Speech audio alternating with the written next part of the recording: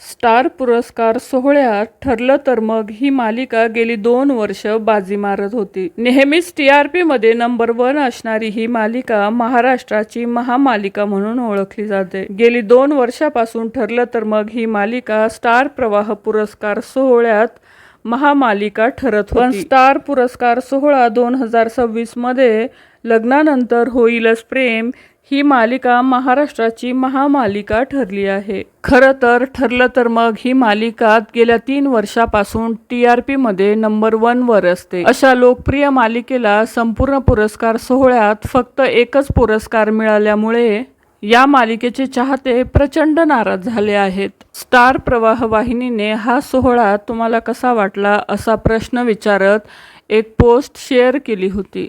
या पोस्टवर ठरलं तर मग मालिकेच्या चाहत्यांनी कमेंटचा पाऊस पाडत नाराजी व्यक्त केली आहे. काहीही झालं तरी ठरलं तर मग ही मालिका आमच्यासाठी महाराष्ट्राची महामालिका आहे अशा प्रतिक्रिया प्रेक्षकांनी दिल्या आहेत. आणि यासारख्या असंख्य कमेंट्स स्टार प्रवाहाच्या या पोस्टवर आल्या आहेत. तसेच या पुरस्कार सोहळ्यामध्ये अर्जुनला एक पण पुरस्कार मिळाला नाही याबद्दल अर्जुनच्या चाहत्यांनी खूप नाराजी व्यक्त केली आहे. ठरलं तर मग मालिकेच्या एकाच सदस्याला एक पुरस्कार देण्यात आला आहे. सर्वोत्कृष्ट सून म्हणून सायलीला हा पुरस्कार मिळाला. अन्य कोणताही पुरस्कार या मालिकेला मिळाला नाहीये. त्यामुळे मालिकेचे चाहते प्रचंड भडकले आहेत. या पुरस्कार सोहळ्यामध्ये अर्जुनला एकतरी पुरस्कार मिळायला हवा होता असं चाहत्यांचं म्हणणं आहे.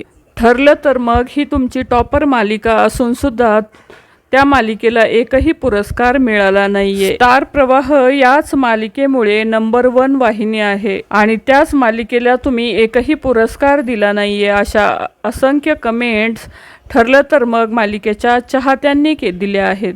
तर ठरलं तर मग मालिकेला एकही पुरस्कार मिळाला नाही. तर याबद्दल तुमची काय प्रतिक्रिया आहे ते नक्की कमेंटमध्ये सांगा. धन्यवाद.